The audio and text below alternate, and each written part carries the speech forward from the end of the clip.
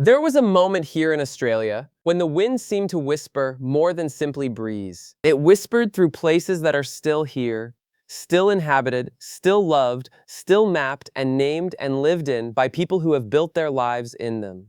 But places where the conditions that made them possible are changing in ways that cannot be reversed. Where the question is no longer whether things will be different, only how different and how soon. There is a particular grief for places that are disappearing while you can still see them.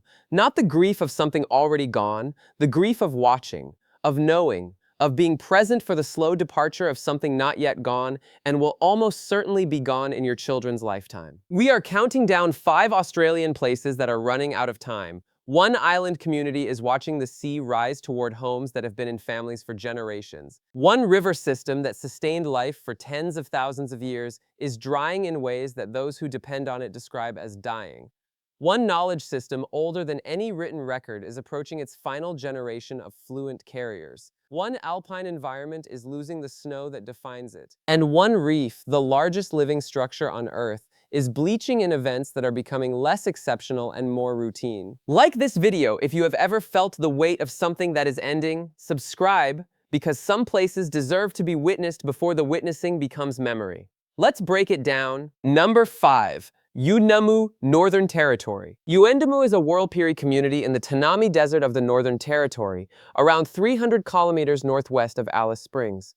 The Warlpiri people have lived in this country for tens of thousands of years. The language, the ceremony, the detailed knowledge of country, which plants hold water in which season, which routes are navigable in which conditions, which places carry which stories, represents one of the oldest continuous knowledge systems on Earth. The running out of time at Yuendumu is generational. The fluent speakers of Warlpiri, the people who carry the full depth of the language, are older. The generation that follows speaks a mixed language.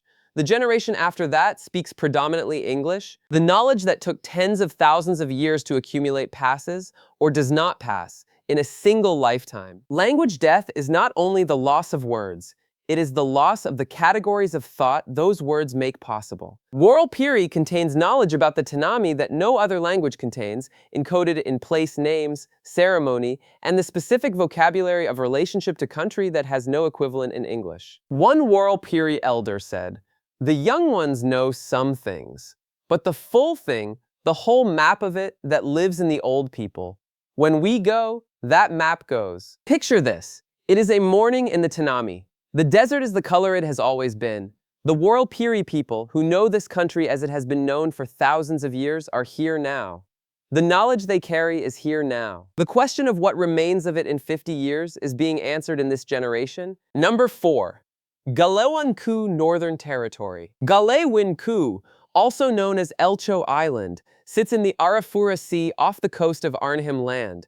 It is home to around 2,000 Yolgu people, and is one of the largest Aboriginal communities in the Northern Territory. It is also one of the communities most directly exposed to sea level rise, with significant portions of the island sitting barely above current high tide levels. Projections under current emissions trajectories suggest that within decades, regular inundation of low-lying areas will become ordinary rather than exceptional. The houses, school, clinic, and airstrip are in areas the sea is approaching with a patience that planning timelines cannot match. The Yolgu people have been in relationship with this country, including the sea that surrounds it, for tens of thousands of years. The prospect of relocation is not a logistical question. It is a question about what it means to leave country that has defined a people's identity for longer than the concept of sea level rise has existed. One community member said, "They say we might have to move, but this is where we are from. Where we go is not where we are from. That is not the same thing." Picture this. It is a morning on Galiwin'ku. The Arafura Sea is calm. The community wakes to the same country it has always woken to. The sea is rising by amounts that are in any single year invisible. Over decades, they are not. Number 3. Coorong, South Australia. The Coorong is a long coastal lagoon system stretching south of the Murray Mouth in South Australia, a Ramsar-listed wetland of international importance and the country of the Ngarrindjeri people for tens of thousands of years. It is also dying, measurably and documentably, in ways that have not been sufficient to produce the changes that would stop it. The Murray-Darling Basin has been over-allocated for agricultural irrigation to a degree that has reduced freshwater flows to the Coorong below what the lagoon requires. It is becoming saltier. The fish populations that sustain the Ngarrindjeri have collapsed. The water birds that use the Coorong as a breeding ground have declined to fractions of their former numbers.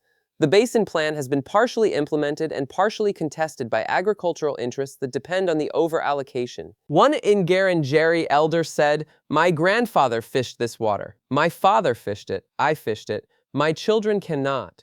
That change happened in 3 generations. The Coorong is telling us something. The question is whether we are listening. Picture this. It is a morning at the Coorong. The lagoon stretches south. The light on the water is the light of a place significant for a very long time. The birds that should be here are fewer. The water is saltier than it should be.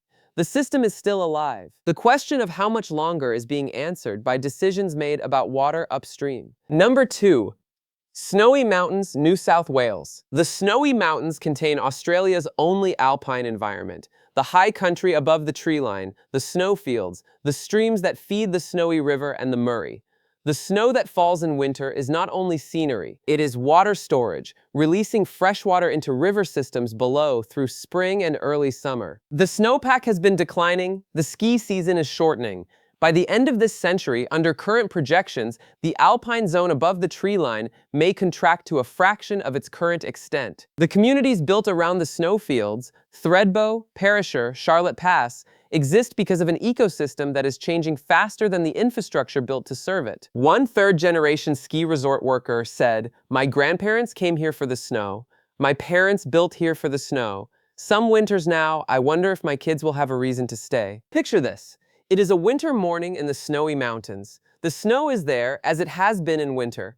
The question is not whether it is here today, it is whether this particular morning, this particular cold, is something future winters will still contain. Number 1. Great Barrier Reef, Queensland. The Great Barrier Reef is the largest living structure on Earth. It stretches over 2,300 kilometers along the Queensland coast. It contains more species than most people can name.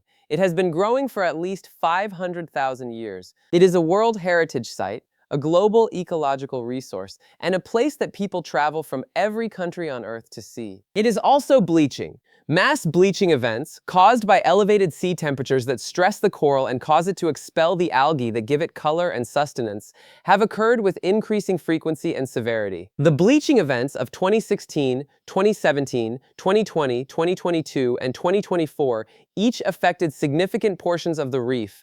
Coral that bleaches and does not recover dies. Coral that dies does not immediately recover. The recovery timescale for reef ecosystems is measured in decades. The bleaching events are now occurring faster than the recovery allows. The scientific consensus is clear. The Great Barrier Reef can survive in a form recognizable to the people who love it if global warming is limited. It cannot survive in that form if it is not. The question is no longer scientific. It is political. The reef is running out of time at the speed of the decisions being made about emissions by governments that have been told what the consequences of delay are. One marine biologist who has been diving the reef for 30 years said, "I have watched this reef change in my career in ways that I could not have imagined when I started. Parts of it are extraordinary still. Parts of it are gone. The parts that are extraordinary now are running out of the conditions that make them extraordinary." And in that quiet hush, beneath the whispering gums, above the bleaching coral and the rising water, and the retreating snow and the drying river, I realized not all shadows hide. Some simply invite us to see. We just counted down 5 Australian places that are running out of time. The timescales are different. The causes are different. What is the same is that each of these places is still here, still real, still possible to visit and know and love, and that what happens to them is not yet decided. What place would you fight to keep? Leave it below. If this video showed you something worth seeing, like, subscribe, and share it with someone who needs a different kind of map. We will see you in the next one. This video expresses poetic and reflective storytelling. Information is drawn from publicly available scientific and historical sources. It does not offer environmental or policy advice.